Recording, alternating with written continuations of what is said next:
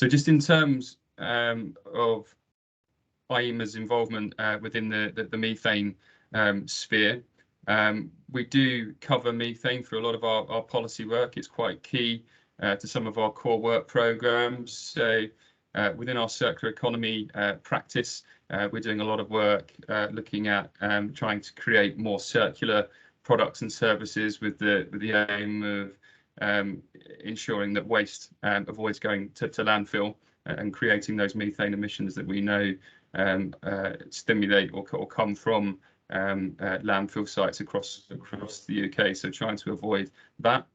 Within our climate and energy practice, we've developed some management hierarchies for different greenhouse gases, including methane, that organisations across the economy can use to help bring down the amount or the extent to which their operations and services are actually creating emissions such as methane. Through our impact assessment practice, we've developed a piece of leading guidance on GHG emissions, again including methane, for how professionals working within the impact assessment world can better understand the effects and the likely impacts of methane through certain developments. And then finally, we have a large swathe of our members that, following the 30 by 30 COP pledge at COP26 on methane, we have a large swathe of members that are working both within the UK and internationally to deliver that pledge over the next 8 years or so. So that's just a bit of a whistle-stop tour through some of the different activities that are going on at IEMA within the context of methane. But without further ado, I'm going to hand over to Professor John Remedios to give his opening remarks, and then we're going to hear from that set of interesting speakers that you can see on screen there. So over to you, John. Ben, thank you for that really informative introduction and some nice information on IEMA and its role. It's really encouraging. So I'm director of the National Centre for Earth Observation. In the UK, we try to provide strategic capability in looking at climate, but particularly from satellites in space, and using models to bring that information closer to the needs of sectors and indeed of the global understanding of methane. So something we call the Global Stocktake. So you hear more about these subjects in the sessions outlined on this slide, and want to say thank you to all the speakers now for giving up their time to inform us. And then further remark that I was at COP26. It was really encouraging to see the attention being paid to detail. And I think detail is important if we're really going to make progress on climate. So today we're going to talk about the information we have and how we're trying to improve the system for looking at methane. And there's been tremendous strides in this over the last years. And methane is not the only subject that we look at. We try to look at across the board. So I'm going to hand over to Krupa to talk about how Space for Climate plays a role in all this activity. Thanks, Krupa. Thank you, John. Before I continue, just to introduce Space for Climate, I just want to really quickly thank Ben from IEMA and John from NCO, and also our board member at Space for Climate for hosting and coordinating, along with Sally, our comms and engagement lead, who really made this powerhouse webinar happen. For those of you in the audience who are not existing members of Space for Climate or from the UK, saw there a bit of a mixture audience from international crowd as well. Space for Climate is a not-for-profit organization chaired by the UK Space Agency, spanning the government, industry and academia in the UK. Our primary mission really is to ensure a seamless supply chain of trusted climate data from space. We act as a neutral broker, connecting UK producers and global users of trusted satellite Earth observation services. We try to respond rapidly to emerging needs and develop new opportunities and collaborations, while also maintaining the maturing trust of the stakeholder relationships within the UK, which is why we are here. And as we aim to respond to the growing needs to address and curb methane emissions, which we believe space can play a very vital role in. And Space for Climate would like to open up the discussion to our UK experts, which hopefully will set us up to support and promote activities around this global concern from within the UK. So without waiting any further, if we can just kick off with the sessions and hand it back to you, John. Thank you. Thank you, Krupa. So yes, we're going to go straight into it, and we are going to start at the very important level of just understanding methane and net zero. So it's a particular pleasure to welcome Robert Parker to the stage. So Robert is a NCO scientist who's going to explain how methane works at the global level. Thank you, Rob. Hi everyone. Yeah, so I'm Rob Parker. I'm a research fellow for the National Centre for Earth Observation, and I work a lot on methane and understanding it and understanding how we reduce it. So today I'm just going to give you a very brief introduction as to why this really matters. So why is it important to measure methane and reduce its emissions? So could I have the next slide, please? Okay, and I mean, if you want one slide to really sum it up, it's this slide. And there's a lot on it that looks simple, but there's quite a lot of complex ideas here that are going on. So the first thing to say is that methane is the second most important greenhouse gas after CO2, and it plays a really important role in climate. What we mean by saying it's the second most important greenhouse gas is that it actually has a really strong global warming potential. And what that means is that it causes a lot of global warming for how much of it is in the atmosphere. So when you're looking over, say, a 20-year time horizon, methane is actually worse than CO2 in the atmosphere in terms of causing global warming. And when we consider how much global warming has changed over the last century or so, methane has actually caused about a quarter of that increase, with CO2 predominantly causing the rest. But importantly, unlike CO2, which when we emit it, it lasts in the atmosphere for hundreds of years, methane only lasts for around a decade or so, around 12 years in the atmosphere. So that means that if we take action on methane and reduce its emissions, the response to that will be a lot quicker than the response to CO2. So methane's often regarded as kind of a quick win in terms of mitigating some climate change effects because the response to it is so quick. And at the same time, about 60-70% of the methane emissions are anthropogenic, so they're man-made emissions. So those are things that we should hopefully be able to tackle. So that kind of gives us an idea of why methane is important. And the graph on the left is kind of the biggest challenge with methane that we have at the minute, and that is that we don't understand how it behaves in the atmosphere. Particularly, for a long time, methane was increasing in the atmosphere quite rapidly. And then suddenly around late 90s, early 2000s, it stopped increasing. And we've been doing a lot of science to try and understand this, but we don't have a definitive answer as to why methane suddenly stopped increasing around the start of the 21st century. So it plateaued for 7 or 8 years, and it was a good thing, obviously, but we don't understand why it was happening yet. But then around the sort of 2006, 2007, it started increasing again. And because we didn't understand why it stopped, we don't necessarily understand why it's increasing. We have lots of scientific theories and experiments and tests, but that is still the biggest challenge in understanding global methane is why did it stall like this and why is it increasing like this? So really, measuring the sources of methane, measuring the emissions, we really need to be able to understand its past behaviour to be able to model its future behaviour for climate. So if I could have the next slide, please. And the other good news is that people are taking this seriously. So COP26, we had great news of this global methane pledge, which hopefully you'll hear a lot more about in the coming years. And that's basically a pledge by a large number of countries, 100 plus countries, including very major methane emitters, pledged to reduce the methane emission by 30% within the next decade. So really, again, like I just talked about on the last slide, we are talking really short timescales. Methane's got a short lifetime. What we emit now matters, but the quicker we can reduce it, the better it is. And over the next decade, the aim is to reduce methane by 30%. But to do that, we need to measure it, monitor it, and understand it, and then start tackling the emissions. So if I could have the next slide, please. And when we talk about methane emissions and sources of methane, this is really what we're talking about.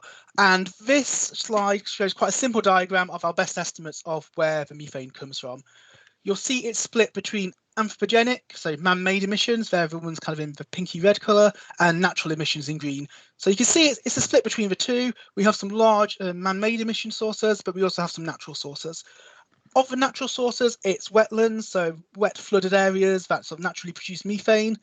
But on the man-made side, it's things like fossil fuel production and use, agriculture and waste. In agriculture, particularly things like cattle, rice production, etc.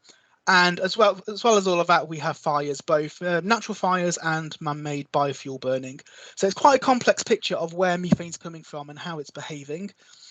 And if I could have the next slide, please. So I won't go into too much detail on this because it gets quite complicated.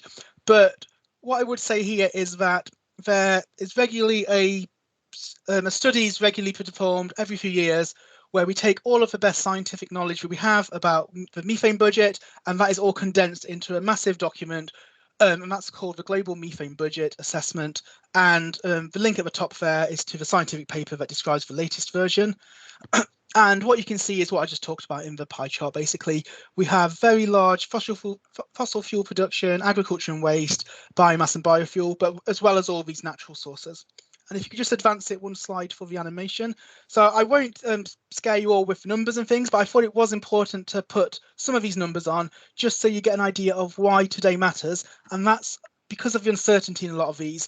We can say, yes, we think fossil fuels is X% and wetlands is X%, but then we need to be actually able to measure it. So a lot of what we're going to hear about today is how we do that measurement with satellite data and how we use that satellite data to infer these emissions. And these emissions are widely uncertain.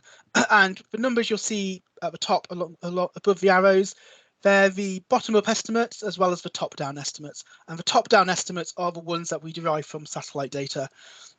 And you can see a lot of these, they do have a big uncertainty, particularly natural sources, wetlands. There's a large uncertainty on the wetland emissions, but there's also huge uncertainties on the man-made emissions, on the fossil fuel production, on the agriculture and waste. So what we're going to talk today is about how we start to get a handle on these numbers and begin to understand them better. And I think that's my last slide. Thank you.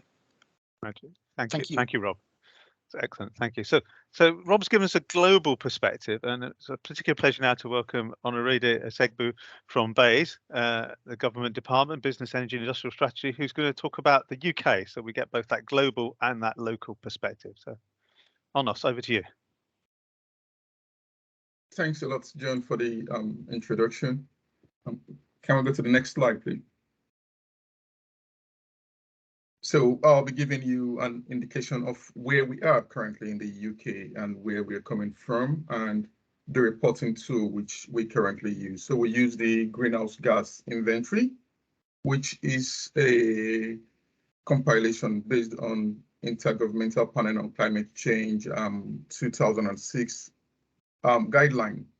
The inventory contains territorial greenhouse gas emission estimates for the period up to 2 years from date, and description of the method used to produce these estimates. So any data which you will be seeing will have a 2-year lag. So currently we are reporting 2020 in 2022, and by next year we'll be reporting 2021. And we currently have 5 sectors which we report. We report land use, we report waste, we report energy, industrial process and product use, we report agriculture. In most of the documents which you'll be seeing online, land use is termed land use change and forestry. So, and I'll be taking you through methane data, which you will see online and elsewhere. So currently, any document which you look at will report several other greenhouse gases apart from methane. So we have CO2, we have N2O, we have the fluorinated gases, but today we'll be focusing on CO2. And through this discussion, the values which I'll be mentioning will be in CO2 equivalent, so equivalence of CO2 to methane. So basically, we have a conversion factor which we use to take all the other greenhouse gases to the same level. So the graph which the histogram which you're looking at shows where we're coming from. Base year was 1990, which all the countries started reporting, all the Annex 1 countries. And you can see where our methane was, and 2019 and 2020 seems appreciably lower. But then what are the driving factors behind this reduction? So I will take you through that based on different sectors which we report. Can you go to the next slide, please? So that's a subdivision of the sectors. You see agriculture for 1990, which is the base year where we start reporting our emission. And you see business, energy supply, industrial process, land use change, and forestry. And then you come to waste. Waste look massive, energy supplies look massive, agriculture look massive, land use and land use change, again, big. Transport, not excuse me, transport not too high on methane, but high on other gases. You see the public sector, industrial process and business, not too high on methane, but high on other gases. So we'll go into each sectors and see what's happening, what's actually driving these values which we are seeing. Can you go to the next slide, please? So we'll go to waste management, which we see that landfill under waste management will be the major driving of this change, or major driver of this change. As of 1990, we have more than 60 metric tons of carbon dioxide. That's methane, the methane carbon dioxide equivalent of methane as of 1990. But today, we've come down to less than 20 for 2019 and 2020. And reduction is mainly around landfill because we have better technology and we currently harvest methane from a lot of waste sites. So from 60.2 in 1990 to about 12.7 metric tons of carbon dioxide currently. And the other is energy supply. So as of 1990, we have a value around 35, which is come down to around 5 currently. And coal mining, which the UK has reduced drastically. And I think the last of the coal mine, which is in Gateshead or around Northumberland, was shut recently and stopped production. So we see massive reduction in there. Again, for energy supply, there is a lot of reduction around exploration, production, and transportation of gas. So from 10.6 to 3.3. So that's value going down for us. So we track all this down and we know where we are making progress from. Can you go to the next slide, please? Agriculture is another very, very interesting sectors which we'll look at. So from 1990, it's around 29, and it's gone down to about 25 and lower than 25 for 2020. And the main driver of change in that sector is around cattle and sheep fermentation, eccentric fermentation. That's when they eat. There's bacterial fermentation in there. And all this data which we provide is available online. If you search on the gov.uk search for UK greenhouse gas emission national statistics, you get a whole load of statistics and data, even concerning overseas territories, devolved administration, all the areas where we cover, and that is the internet site where you can easily get it. I will put that also in the chat for everyone to have a look. And yes, that is me. Thanks, John. Thank you very much, Jonas. That's great. So we're just going to pause now because I know you have to leave. It's very been good of you to make time to join us. Just pause to check a couple of questions. I've certainly got a question from Mike Southern in the chat. What is the unit for the methane emissions? It says, what's the unit for the methane emissions? Metric tons per watt unit? Question mark. So the emissions are metric tons of carbon dioxide equivalent. So currently we use the AR4 global warming potential, and that is methane multiplied by 25.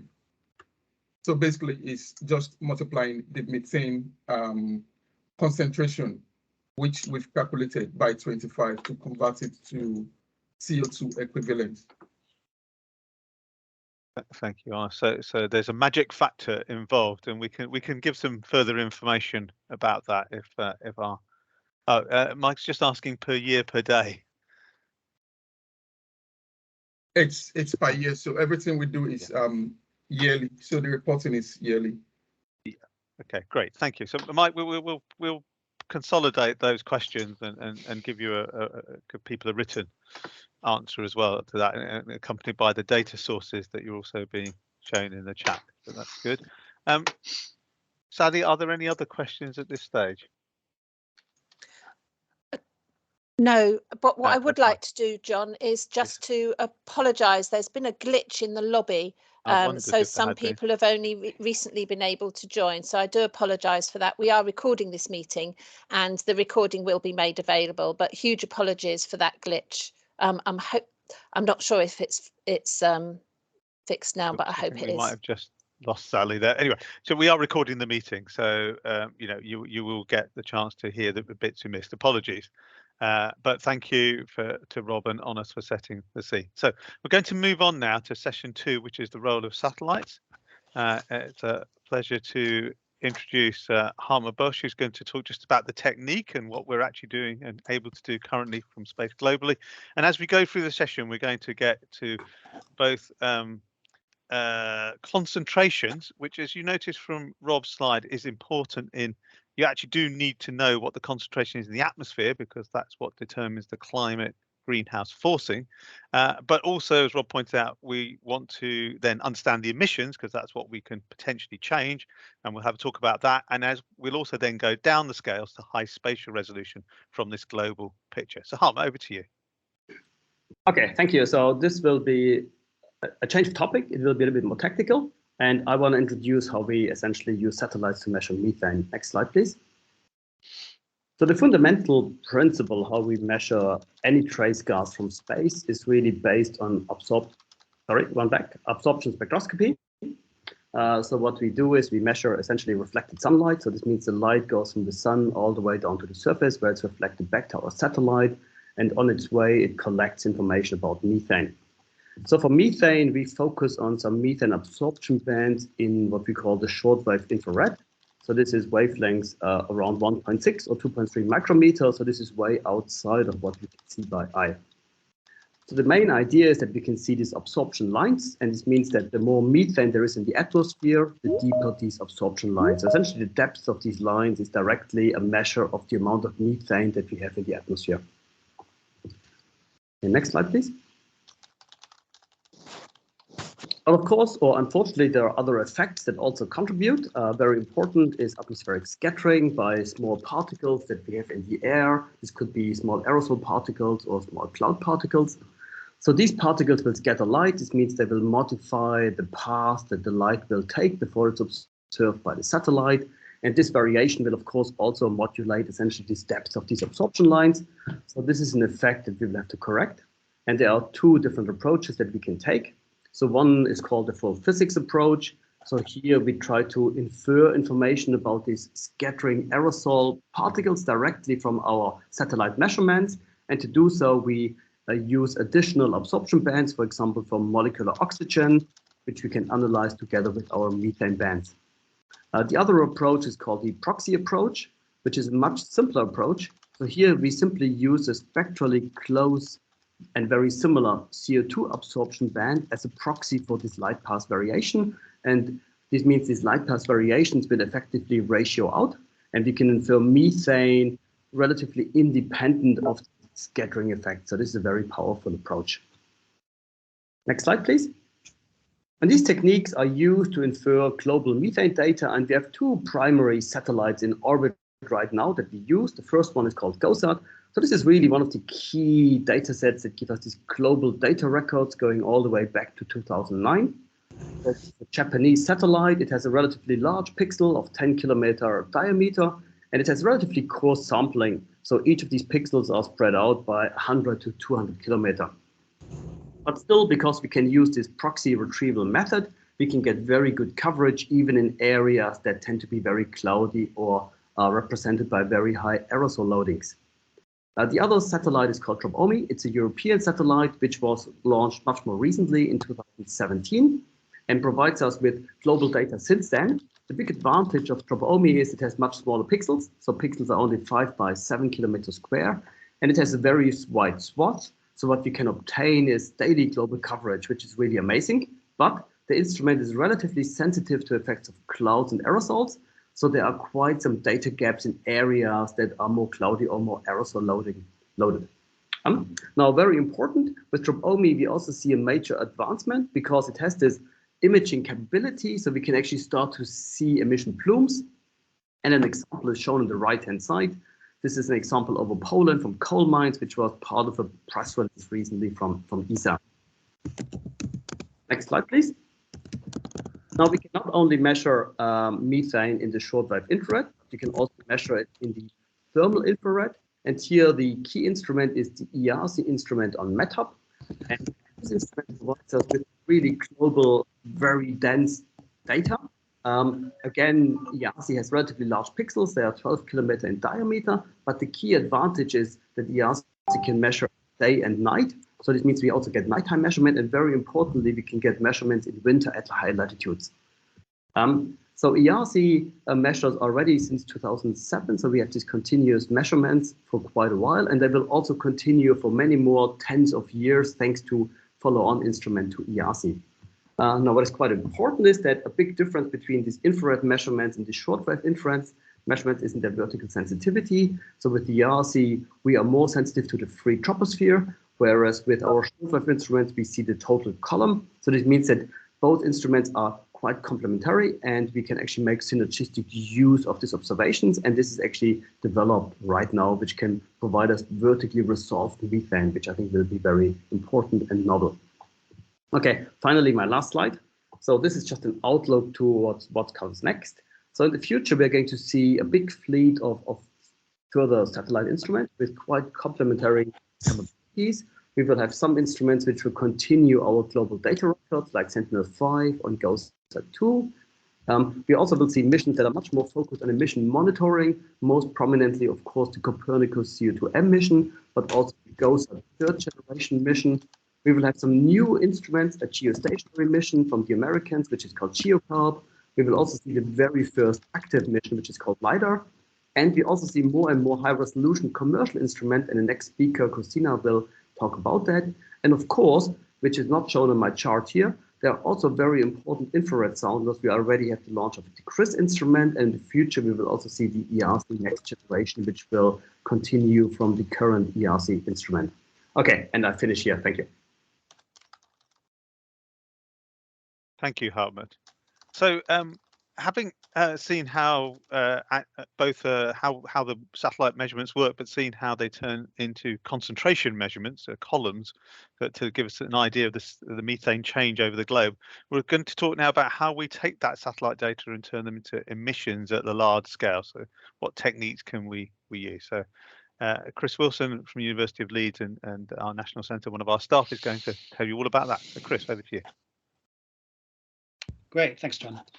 Yeah, so as John said, I'm going to talk about the next step in this problem, which is relating those concentrations down to emissions at the surface.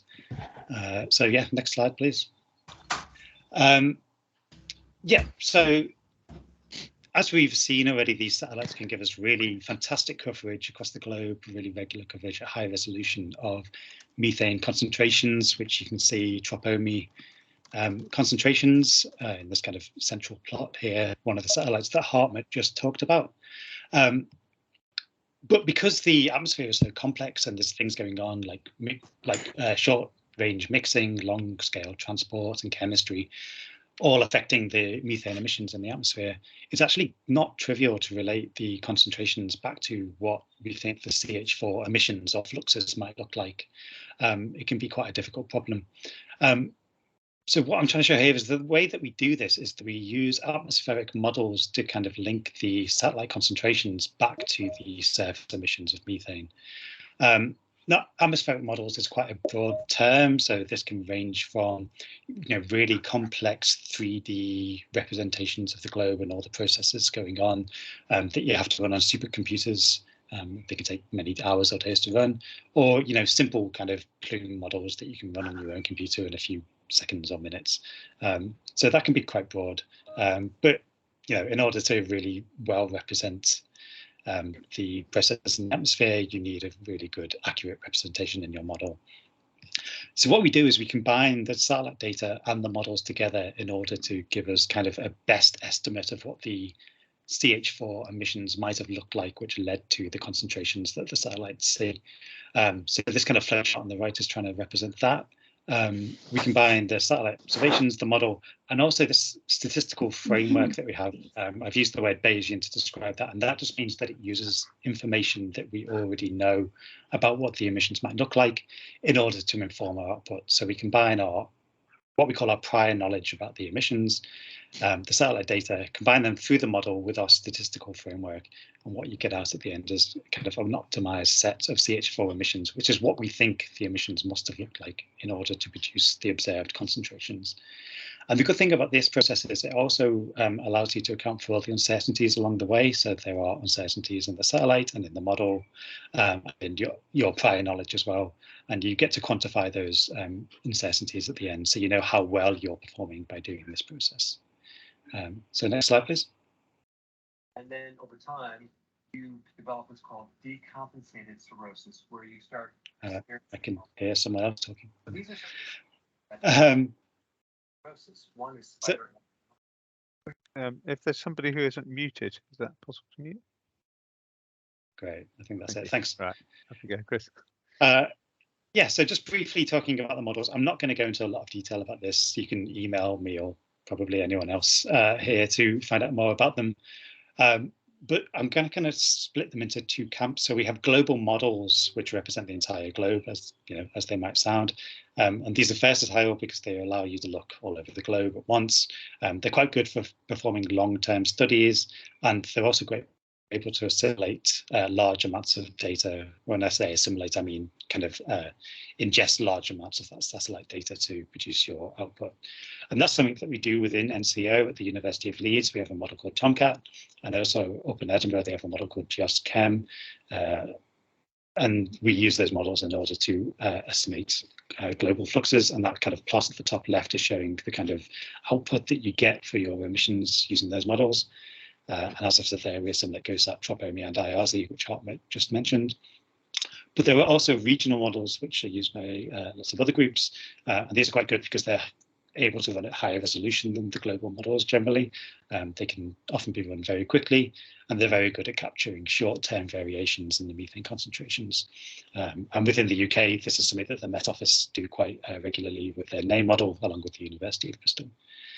I've also highlighted here that there's lots of this kind of top-down modelling that we do going on outside the UK. So I've highlighted some of them there. The European Centre for Mid-Range Weather Forecasting, ECMWF in Reading in the UK is one in particular, but it's also going on in the US and in Paris and in across Europe and Japan as well. So this is something that lots of different groups are contributing to. And as Rob mentioned earlier, the global methane budget kind of collates all these kind of top-down estimates that we have to get an overview of global emissions. So next slide, please. So I just want to kind of finish by linking to a couple of examples of results for this kind of work that we've done. This is one that I published last year, which I assimilated data from the GOSAT satellite, which is shown up there in the top left. And I was looking at in particular at the Amazon basin. And I think this highlights really why the models are really important, because if you look, you see really high concentrations of methane across that western side of the Amazon in kind of northwest South America. When we do this kind of top-down modeling that we do, you see those results at the top right. what it looks like in our results is that actually you get these really high methane fluxes in the eastern side of the basin. They're much higher in the east than they are on the western side of the basin, which you wouldn't know from looking at the satellite data itself. And what we found during this study was that emissions there were really high, and also that they were increasing quite quickly. So that's definitely something to keep an eye on. Next slide, please. This is work that was carried out at the University of Edinburgh, Paul Palmer's group, and what they were interested in looking at was African emissions of methane. And what they saw, you can see there's red lines in the bar chart on the top left. Tropical Africa and emissions seem to be increasing a lot during this kind of 2010 to present day period too. And they were able to link that to sea surface temperatures in the Indian Ocean. So this plot at the bottom left kind of shows the correlation, which quantifies how important different regions are for rainfall in Africa. And that kind of red region that you see in the Indian Ocean there indicates that that's a very important region for rainfall in that area. And that could be leading to increased wetland emissions. More rain means wetter surface and leads to more methane emissions in that region. So that was a really important link that they discovered there.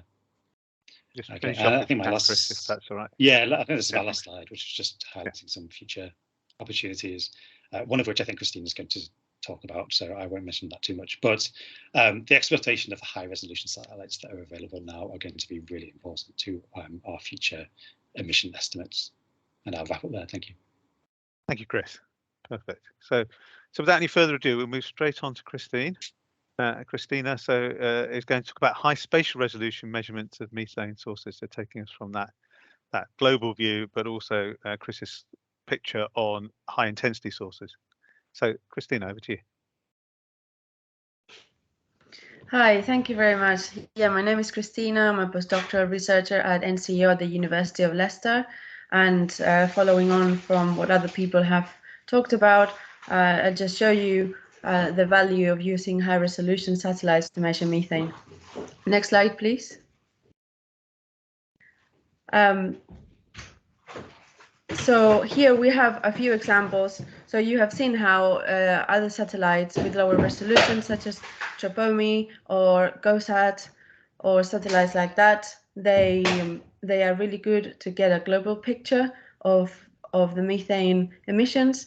However, to really go and look at the point sources and see all the detail of where the emissions are actually coming from, we need to use other satellites that can see these emissions in more detail because they have higher spatial resolution. So here we have two examples. These are WorldView 3 and Prisma. So these are satellites that are not necessarily designed to measure methane, but they have really convenient bands that we can use to derive the concentration. So WorldView 3 is a commercial satellite, and actually its imagery is regularly used in things like Google Maps and Bing Maps. And it's one of the satellites with the highest resolution to date to measure methane, so around 4 meters.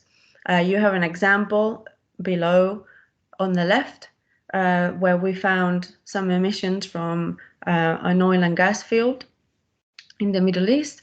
And it's just, you can just see the level of detail. You can pinpoint where exactly the methane is coming from, which is great when it comes to then tackling those emissions and actually fixing whatever is wrong with the equipment. Because a lot of the time, these emissions from oil and gas are due to malfunctioning systems or things that go wrong and people don't even realize. So knowing where they're coming from is really important.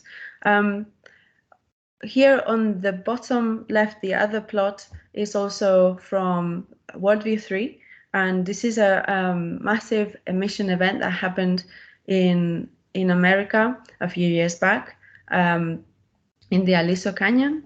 You can really see the methane plume there. It was a really big event that released tons and tons of methane. So then we have Prisma with a pixel size of about 30 meters by 30 meters.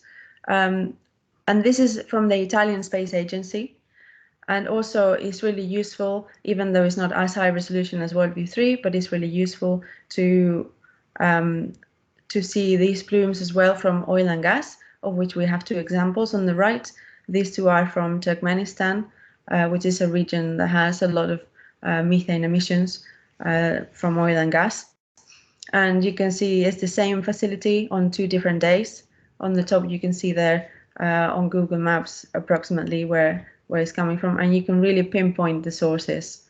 Next slide, please. So other things that these high resolution satellites are useful for, things like coal mines. Here in this slide, we have examples from GHGSat, which is also a commercial satellite. In fact, it's a constellation. There are I think two new satellites that will be launched soon, and it's got a similar high resolution of about 50 meters. So they have been quite successful at mapping these point sources of methane.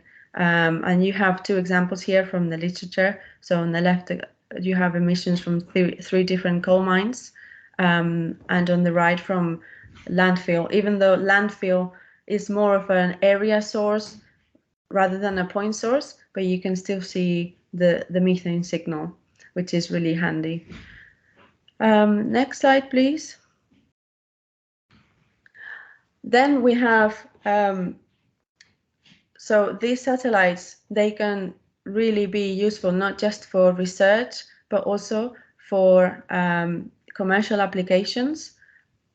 Like this example. So there's some work we've been doing with geospatial insight to make use of these high resolution observations.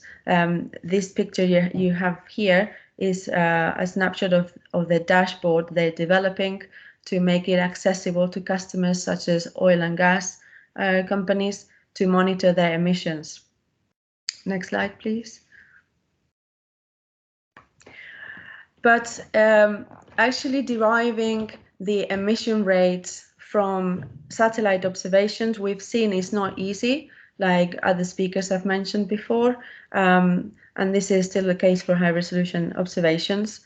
And so you need to take into account the wind speed in order to estimate these emissions. And also, one of the most difficult parts that we find is to actually determining what pixels belong to the plume and what pixels don't. And we found that machine learning methods can really help with this.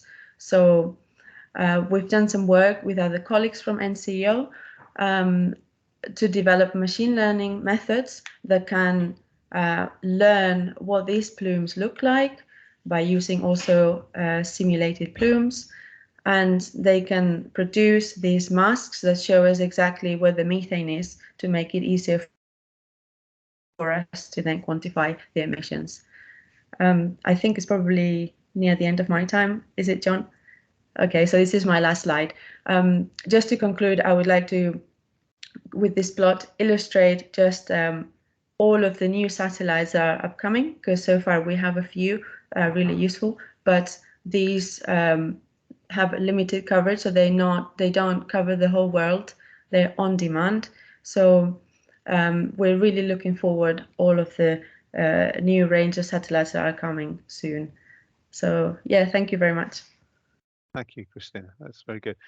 There's a question in the chat from Victor about global data sets on west, eastern and southern parts of Africa. I'm typing a reply as we speak. Ah, okay. Well, cool. That's fine. Rob, do you want to just say briefly what you're going to say? Yeah, cool. So definitely, we'd really be interested to hear what Victor would like to do a little bit more, so we can kind of push him in the right direction. But we certainly have lots of observations over Africa, and we're doing quite a lot of work over Africa in understanding the natural methane cycle, understanding wetlands, and how those managed areas are then, for example, management of Lake Victoria then changes the wetland outflow from Lake Victoria, changes the methane signals we're seeing. So the stuff that Chris talked about, deriving emissions with models, both Chris at Leeds and Paul and Mark at Edinburgh are using the NCEO atmospheric chemistry models to derive emissions over Africa. So we certainly have observational concentrations, we have modelled emissions, and we even have some instruments in Uganda measuring methane around Lake Victoria as well. So there's lots going on in Africa in terms of methane that we're working on. So yeah, we'd really like to hear what Victor's interested in. Okay, so if Rob and Chris want to put any more in the chat, that's great. Okay, so we're going to move straight on. I think effectively we had a great roundup, and you've seen that flow where we've seen the global concentrations right down to the scale of high resolution measurements, and then how we're deriving emissions. So, of course, the question is no system is perfect. So what next? So I'm very pleased to welcome our next two speakers and talk about what the UK is doing next, as you can see within a broad context of what's happening across the world. So first, Paul Green, who's from the National Physical Laboratory, who works with Paul Palmer in Edinburgh and NCEO. So we're going to talk about how we take that space data and think about trusted emissions, and then we'll talk a little bit about some new satellite projects more specifically in the UK. Paul, over to you. Brilliant, thank you, John, and obviously thank you everybody who's spoken already, because you've done an excellent job of setting up my talk. So next slide, please. So obviously I'm sort of making a slightly sort of different track here in terms of what I'm talking about. So obviously everything you've heard is fantastic about how you measure methane from space at high resolution, low resolution, and then go from concentrations through to emissions. But actually on the back of that, it's coming back to some of those earlier plots we saw right at the beginning, that there's now policy and commercial there's policy changes and policy enactments and commercial responses to that. So just moving from left to right across these diagrams. So there's a lot of government initiatives in terms of trying to get a more sustainable greening finance, really sort of trying to put the policies in place to encourage, cajole, or whatever word you want to use, business to actually act to meet their climate pledges. So the 30% reduction in methane by 2030. You know, there's a lot of regulatory structure that's now being brought in to encourage the corporate world to meet these aims. Now, therefore, what it ends up being is that the corporate world needs to disclose their climate impact, but also show what their policies are in terms of increasing sustainability, reducing their impacts, and showing that they're moving in the right direction to meet those goals. So in response to that, there's quite a large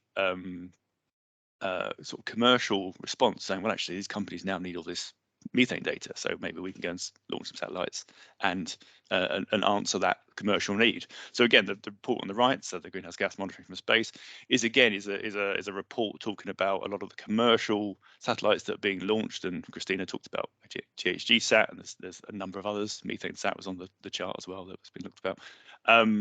In terms of a lot of effort being made to provide this data, basically either using free data, space agency data, and then creating commercial products, or actually creating the products. So really what we have is a new and refined regulatory drivers for the whole base of a business model. And this is rapidly growing private satellite provider section. But then the really question is if you've got a whole load of new commercial providers of data, can you trust them? Next slide, please. So this just sort of is my little summary of pretty much everything you've just heard. So they start by taking spectra. Hartmut talks about this. You convert to concentrations, and then that is in some way converted to fluxes. And again, as people have said, there's various ways that you use various models to convert across to the concentrations and enhancements, and then to the fluxes. But obviously all those models, so we talked about band models, retrieval models, we talked about the full physics and the things that Hartmut was talking about. And again, Chris was talking about the Bayesian flux models and the simple Gaussian plume models. But really what the sort of the sidebars of that is sort of saying is that all those models contains a huge amount of input.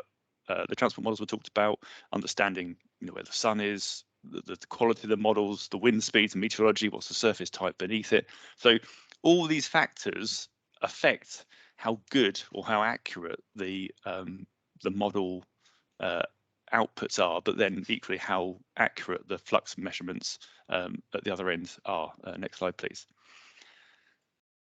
So to mirror that sort of trajectory from the level 1 spectra, which is basically what's measured the satellite, converting to concentration and converting to fluxes, there is a desire to have transparency and traceability in terms of understanding how that is done. Because from a sort of metrological point of view, and I'm in the National Physical Laboratory, and that's what we're all about, is the best way to understand the quality and the accuracy of the final product is to be able to effectively trace all the steps that have happened to it and understand what are the contributions of the various impacts. How well do you know your wind speed? How well do you know your surface reflectance? How well do you know all those aspects that feed into it, and understand how those uncertainties propagate through the system to give you your final answer. So there's really sort of these 5 sort of pillars that it all sits on. So there's documentation, how well have you described what you're doing, how well have you calibrated and understood the uncertainties and the consequences of all the input data you're using that are necessary to create the fluxes.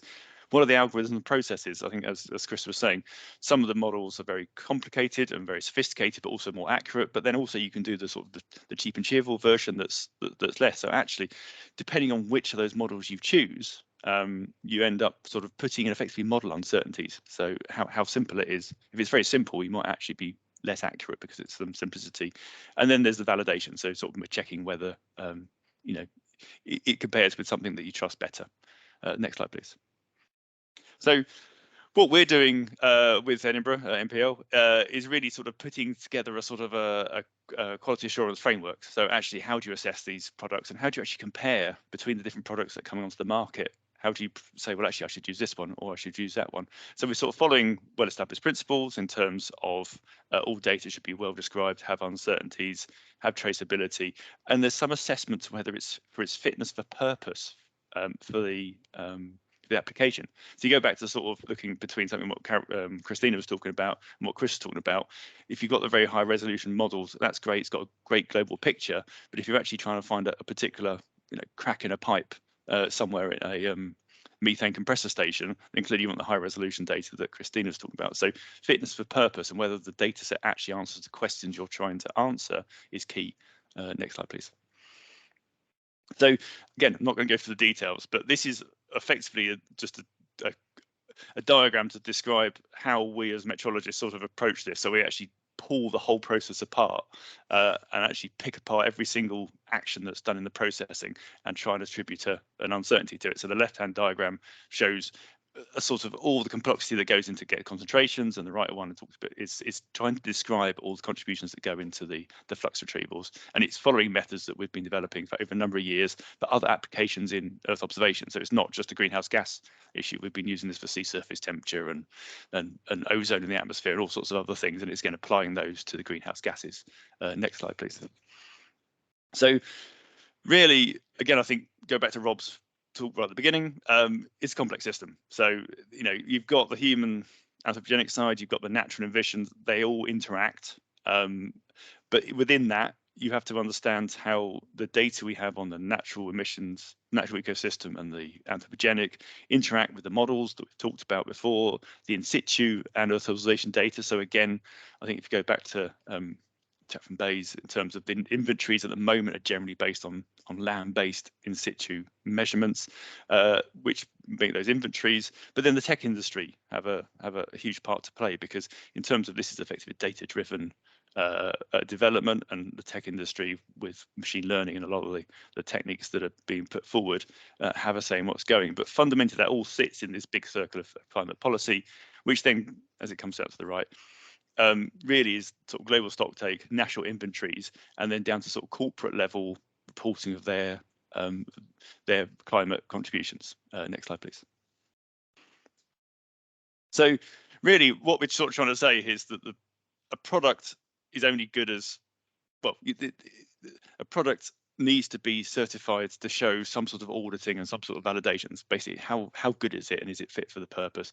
And that really sort of sits on the pillars of independence, assessed by someone that isn't the provider, evidenced expertise in terms of the assessor actually sort of knows what they're talking about. The idea is it's funded by the producer, because it would be in the product producer's interest to sort of effectively have a rubber stamp on their product saying actually this is correct, but it's acceptable by the customer or the sector. So it works with the finance industries or the big corporations that actually have to report their emissions, and that there's a whole scheme about the assessor being sort of accredited and audited themselves. And really that all sits on this idea of validation as well. So again, I can't really have this talk without talking about the great experience that MPL has in terms of in situ validation. So using the dial truck, which is the big articulated lorry in the middle of the picture, but also long-term monitoring sites that we have, and control release facilities. So we can actually release a known amount of methane into the atmosphere very accurately, and then see whether the satellites then look at those plumes and say, well, I think you've retrieved 100 kilograms of methane. We say, well, actually we did 97, and therefore it's a way of validating the accuracy of the missions. So the next slide, please. Can be relatively brief. Yeah, very sorry. Cool. So just to sort of summarize what I've been saying, really, is that the policy drivers means that we now are putting methane emissions in a much more sort of regulatory and sort of commercial world, and the Space Agency and commercial data that are part of the answer, but the confidence in that data is key, and that really confidence comes from objective and independent assessment of those products against the use, which is underpinned by technical competence, independence, and customer acceptance.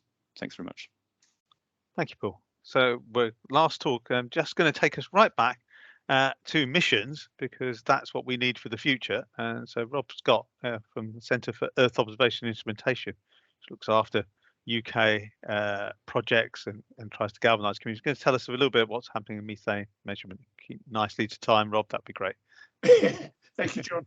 I'm going to talk about a couple of missions that the UK is interested in. And firstly, the Centre for Earth Observation Instrumentation, or the COI, is the UK Space Agency's grant programme to help national institutes, academia and companies to develop new instruments for the next generation of Earth observation satellites. We cover scientific, commercial, and operational missions. Those are our targets. And more specifically, we've supported several projects related to atmospheric chemistry. And this talk will just highlight two instruments related to methane, remote sensing, one of which has been adopted for an ESA Scout mission, and another one which is still in development. So next slide, please. So methane in the upper atmosphere, the Scout mission is called QMAP, and the idea of QMAP is to look at the three-dimensional distribution of greenhouse gases in the atmosphere, including methane. It's going to be a constellation of 3 CubeSats, with the satellites being provided by the Danish company called GOMSAT, and it looks mainly in the tropical and subtropical latitudes to observe a variety of gases, including carbon dioxide, methane, ozone, and nitrous oxide, as well as aerosols, all of which play a key role in the greenhouse effect and climate change. Next slide, please. Okay, so it is important just to know where the methane is, how much is there, and also where it is in 3 dimensions. How high in the atmosphere does it go, and what is the profile from the ground up and into the stratosphere. And as Paul Green was saying, all of these parameters are very important for the modelling. Where are the offending gases, and what effect do they have at that altitude in the atmosphere? So QMAP uses solar occultation limb sounding, which all that means is you're looking sideways at the sun through the atmosphere, and so you can get vertical profiles of the gases there using the techniques which other people have spoken about. And it uses an instrument called the laser heterodyne radiometer, which has been in development by RAL Space over 15 years with support from COI and STP and the National Environmental Research Centre. So next slide, please. So people have spoken about identifying these fugitive missions. The big thing is, if you're going to do that, you need a pixel size of better than 250 meters, that people have said. There is one company already doing this. This is GHGSat, which I'll mention briefly in a moment. But there are a number of techniques which you can use, and in particular, we'll be interested in what the University of Edinburgh are doing with their NIMCAM concept, which is to use very narrow band filters instead of a more conventional spectrometer. So also, people have spoken about the New Zealand US methane sat, which has got a coarser resolution, but it will be launched shortly as well. So all of these missions, as Paul has sketched out there, they depend crucially on highly capable and clever ground segment processing to produce the science and the services that we need. So next slide, please. So GHGSat uses a proprietary spectrometer. I won't go into the details of that, but it enables the resolution on the ground of 50 meters. GHGSat work with ESA's Sentinel 5P to assist in discovery of potential sites of the methane releases. So that is a commercial system and will address the oil and gas community and fossil fuel industry specifically. So next slide, please. So NIMCAM is under development at the University of Edinburgh. As I said before, it uses narrowband infrared filters, 1 nanometer wide bandwidth on those filters, which are quite tricky to make. The goal here is to perform continuous monitoring at high sensitivity to leaks, with the idea of a constellation or spacecraft will allow continuous monitoring. That is the point, so that you can use it for discovery as well as imaging. So the ground processing will use NIMCAM data to discover new and transient sources as well as monitoring of known sites. All of this at a far higher resolution than is possible with Sentinel 5P. NIMCAM will probably be better than 80 meters on the ground.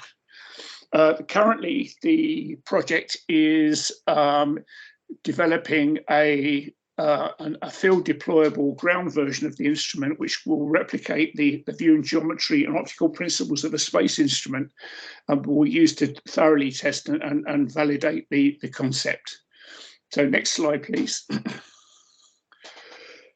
So in summary, NIMCAM will use 3 or 4 filters of narrow band pass to pick out the spectral features in the shortwave infrared region. The other aspect of this technology is it's a rather more simple way of doing this.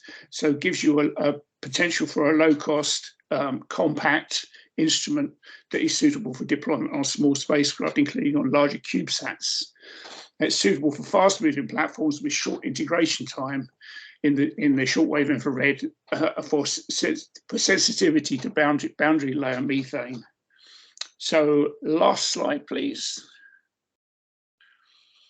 Okay, so in summary, COI instrumentation support assists UK teams to get access to space missions addressing climate change, amongst other areas.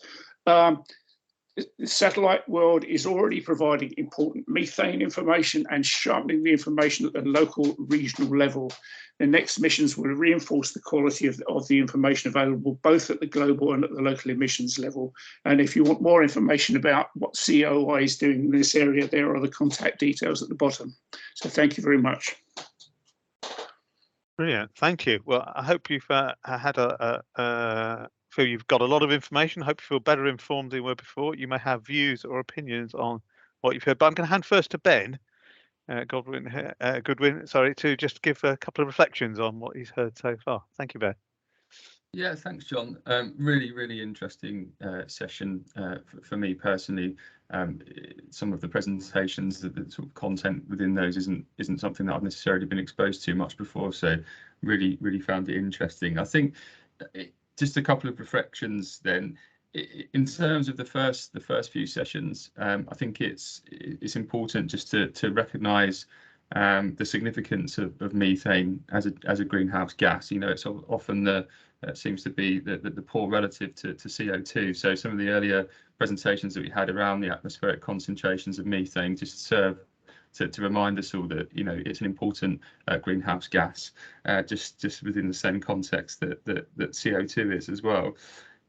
Moving through the presentations on the satellite technologies, the various satellite technologies that are being used to measure and map methane concentrations within the global atmosphere.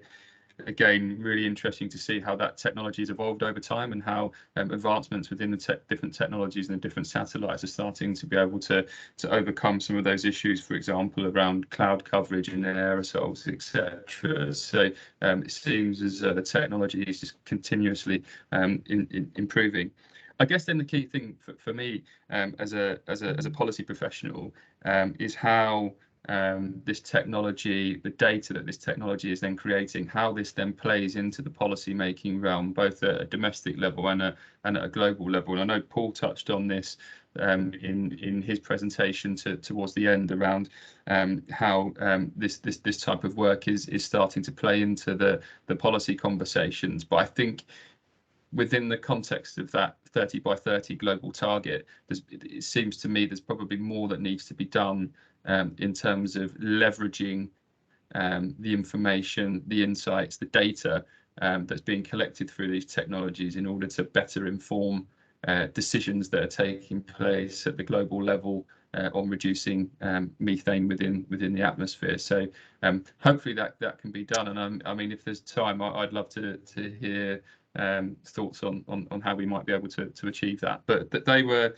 my reflections, John. So back over to you. Thank you. John, could you put your mic back on? Sorry, thank you, Ben. Thank you for the reminder on the mic. That was great, and I think you put your finger on a really important point there at the end. So I hope we'll have a few minutes to discuss that. So speakers might want to just think about that for a second. Just a question in that's there that may be worth picking out now is if you think about net zero goals and policy, do we think the data has sufficient accuracy now, or at least accuracy enough to make a difference? Can I just ask Hartmut if he wants to comment on that accuracy question? So I think this depends a lot really on what you want to achieve. If we talk about verification of national inventories, then I think this is a very difficult question to answer with current satellite missions. I think we can, we already have certain satellites that can pick out certain point sources, which can be to some extent monitored. We can monitor larger regions, but with current satellites, we have not the ability to verify any emission trends on the scale of a European country. I think for that we will have to wait for future satellites, like CO2M or hopefully Sentinel-5. You could do Europe, just to clarify that. So we could see a change in a group of nations. Yes, you can probably also do sub-Europe, but to distinguish between to really robustly differentiate, let's say, Germany and France is probably already a challenge. Thank you. That's helpful. And maybe Christina would just like to come in. What do you think about? Because there's some questions about data sources and products and things. What about at the very high resolution? This very exciting new measurements of landfill and coal mines and oil and gas. Hello. Yeah. So, sorry. What is the question exactly? So do you think more accurate? Is already the improvements in accuracy of measuring these emissions at high resolution? Is that already very good? Do we need a lot more accuracy? Where would you? I mean, yeah, the accuracy. So it tends to be lower, and also because there's a lot of uncertainty, for example, in wind speed and the methods that we use. There's definitely room for improvement there. I would say maybe Hartmut can add something else. We do have a couple of questions in the chat, John. Right. Okay. Yep. So there's a question on future methane data needs from Barend in terms of spatial temporal coverage and spatial resolution.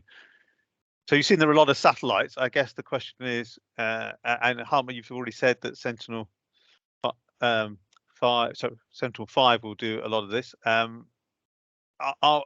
Do we need more methane? And is it where's the big gap still?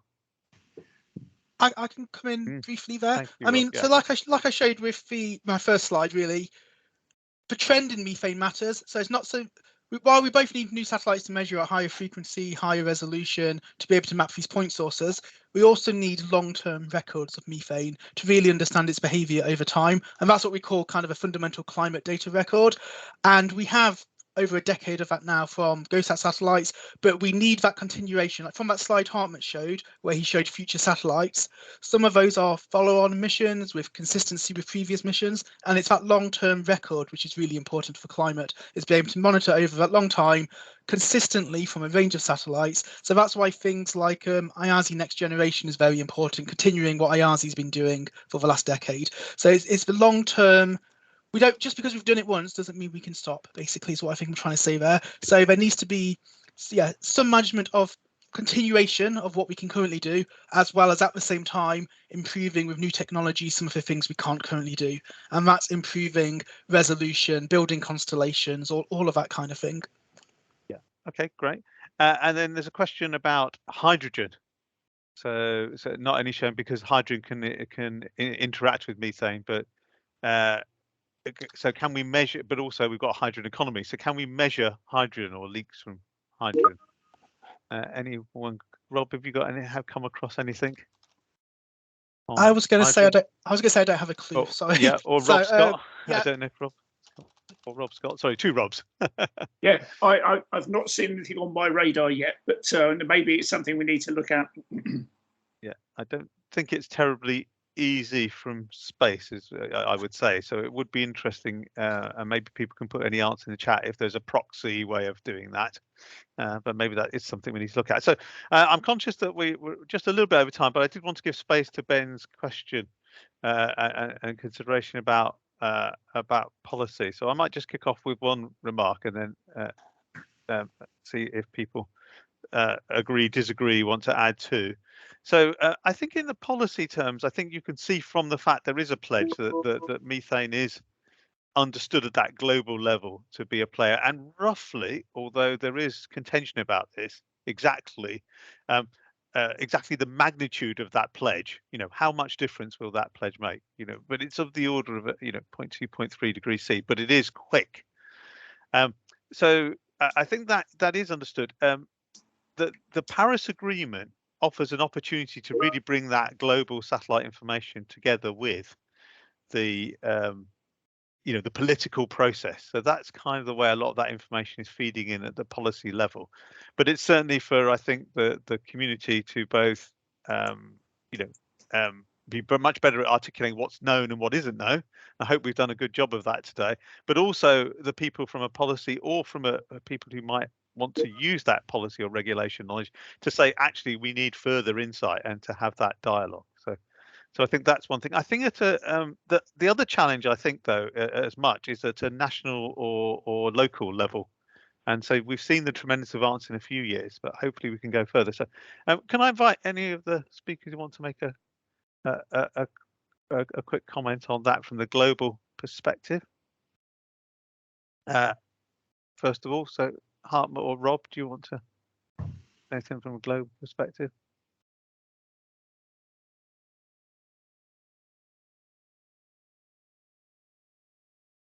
No, maybe I floored them. Sorry, I was mid-typing and answering the chat. Could you ask it again and I'll answer it? So, do you want to just comment on where you see that policy impact being strengthened by the satellite data? Okay, yeah. I mean, because of this, so I talked about the Global Methane Pledge, and I think that is a lot of the policy will resolve around that, because in this decade, we need to reduce methane emissions by 30% if we want to make that pledge. And politically, that is immensely challenging. There needs to be evidence-based decision-making using observations really need to help drive that policy.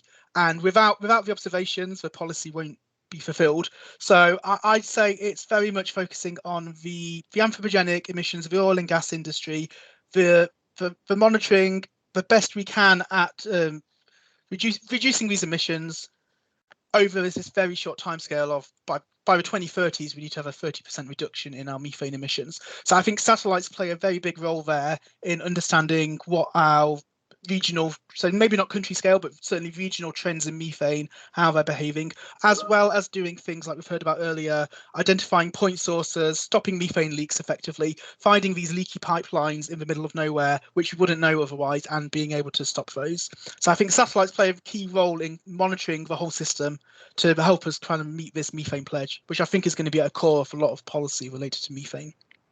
Yeah, that's good. And then if I can pick sorry. up, sorry, yeah. Can I jump in really quick? I just and mention... I want you to take you one step further. So Chris, go for that, and then I might take a bit further. Yeah.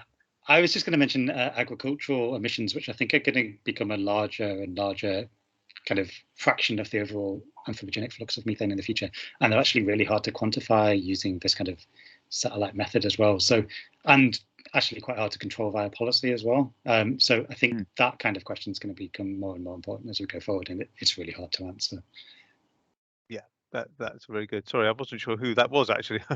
That's Chris. It was Chris. Yeah, Chris, can you just take? There's also a question, a very good question from Mike Southern, and others might want to comment as well. I think it is really important, despite the time, to just tackle this one briefly.